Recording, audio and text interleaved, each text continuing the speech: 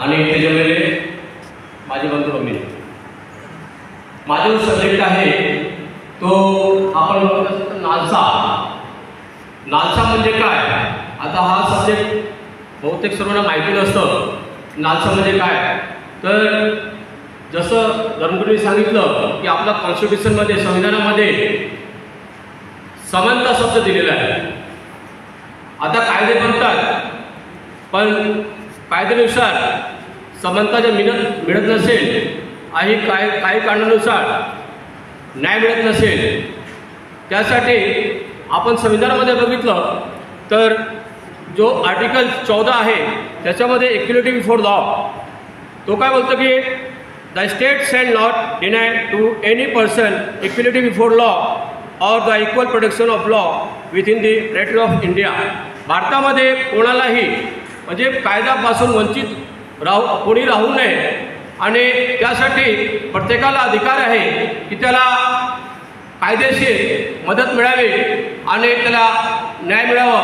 त्यासाठी कॉन्स्टिट्यूशनमध्ये जो दिलेला आहे 14 प्रमाणे आणि त्याप्रमाणे आपण जर पुढे बघितलं तर सेक्शन जो आर्टिकल 22 दिलेला आहे त्याच्यामध्ये 22चा जो सब क्लॉज 2 आहे त्याच्यामध्ये protection against arrest and detain in certain cases. त्याच्यामध्ये सब क्लॉज 2 जो आहे, every person who is arrested and detain in custody shall be produce before the nearest magistrate within the period of 24 hours of each arrest excluding the time necessary for the journey from the place of arrest to the court of the magistrate and no such person shall be detained in custody beyond the set period without the authority magistrate.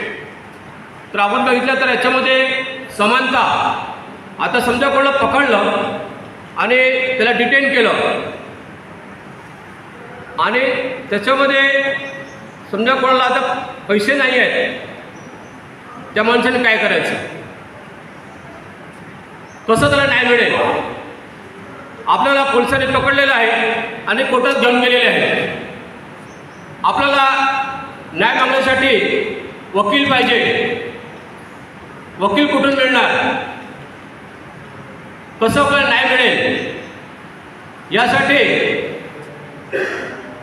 जो कॉन्स्टिट्यूशनमध्ये article आपण 39 बघितलं तर 39 मध्ये आपल्याला जे कर्तव्य आहे शासनाचं की equal justice and free legal act, जो कॉन्स्टिट्यूशन 39A मध्ये दिलेला आहे की the state shall secure that the operation of the legal system promotes justice on the basis of equal opportunity and shall in particular provide free legal act by substitute regulation और schemes or in any other way to ensure that opportunities for securing justice are not denied to any citizen by reason of economic or other disabilities. आता आपण सांगितलं की जर कोणालाही समजा economical problem असेल म्हणून त्याला वकील मिळत नसेल किंवा दुसरं काय डिसेबिलिटी असेल म्हणून त्याला वकील मिळत नसेल, तर त्यासाठी संविधानामध्ये तरतूद केलेली आहे की सरकारचं कर्तव्य आहे की त्यांनी जे दुर्बल घटक आहेत समाजामध्ये त्यांच्यासाठी त्यांनी व्यवस्था करावी आणि त्यासाठी हे जे free and legal act service देण्याचं जो प्रोव्हिजन आहे ते आणलं. आणि आज कॉन्स्टिट्यूशन मध्ये तरतूद दिलेली आहे, तरीसुद्धा आपल्याला कॉन्स्टिट्यूशन बनवून 1950 नंतर आजपासून आपल्याला न्याय कधी कधी मिळत नाही, वकील मिळत नाही. त्यासाठी नालसा जो आहे, नालसाची स्कीम आणली गेली आणि त्याच्यामध्ये सरकारने व्यवस्था केली की त्याच्यामध्ये जे समजा दुर्बल घटक आहे आणि न्याय मिळत नाही त्यासाठी प्रत्येक राज्यामध्ये नॅशनल सर्व्हिस लिगल ऑथॉरिटी असं व्यवस्था बनवली गेली. त्याच्या अंतर्गत त्यांनी स्कीम बनवली की ज्या राज्यामध्ये आणि ज्या लोकांना मिळत नाही न्याय त्यासाठी स्टेट लिगल सर्व्हिस ऑथॉरिटी जसं नालसा आहे तसं सालसा म्हणजे स्टेट लिगल सर्व्हिस अथॉरिटी बनवली गेली आणि आपल्या महाराष्ट्रामध्ये त्याला मालसा पण बोलतात आणि त्याप्रमाणे नालसा म्हणजे डिस्ट्रिक्ट सर्व्हिस लिगल अथॉरिटी आणि TLSA म्हणजे तालुका सर्व्हिस लिगल समिती आहे. हे सर्व समित्या नालसाच्या अंतर्गत जे गाईडलाईन्स दिलेले आहेत त्याप्रमाणे काम कार्यरत आहेत. आपण जर बघितलं तर आपल्या याच्यामध्ये पासून जो मी वाचतोय की सेंट थॉमस समझोता समिती हा एक या नालसाचा भाग आपण समजू शकतो की आपण जे आपण कोर्टामध्ये करतो हे समिती पण इथे तसंच कार्यरत आहे आणि आपल्याला जसं जो समझोता होऊ शकतो इथे ते आपल्याला पुरवतात आणि करतात.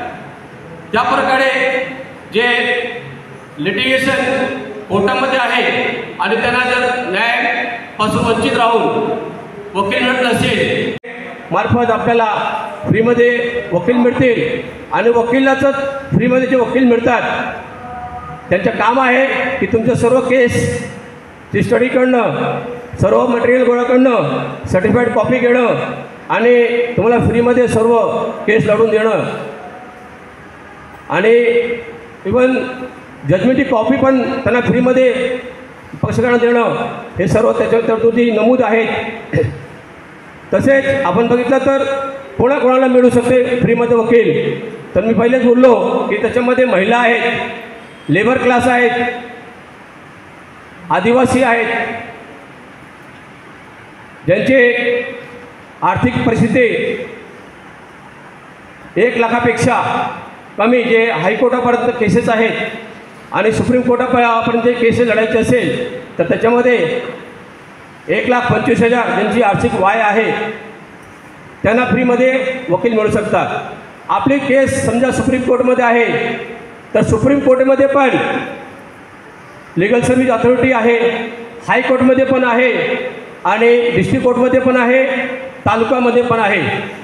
तर आपण असं विचार करू नये की आपली केस समजा सुप्रीम कोर्टमध्ये आहे तर आपल्याला फ्रीमध्ये वकील मिळणार नाही. आपल्याला तिथे पण वकील मिळणार फ्रीमध्ये आणि तालुक्यामध्ये पण मिळणार. तर नालसाचा मेन उद्देशच आहे की जे समाजामध्ये दुर्बल घटक आहे त्यांची मदत करणं, त्यांना टायमावर न्याय देणं, यासाठी प्रयत्न करणं.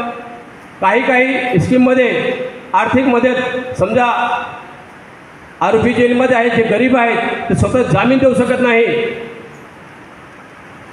ते NGO मार्फत त्यांना जामीनचे जे कमी अमाऊंट समजा 15,000 10,000 असेल तर ते संस्थांना ते जोडून हे करतात की तुम्ही त्या संस्था पुरवतात. कोर्टाने जर ऑर्डर दिली की याच्यामध्ये हा गरीब आहे आणि हा पैसे भरू शकतो जामिनाचे, तर काही याच्यामध्ये NGOs आहेत ते संलग्न असतात आणि ते जामीनचे पण सुद्धा पैसे भरतात आणि त्यांना बाहेर काढतात.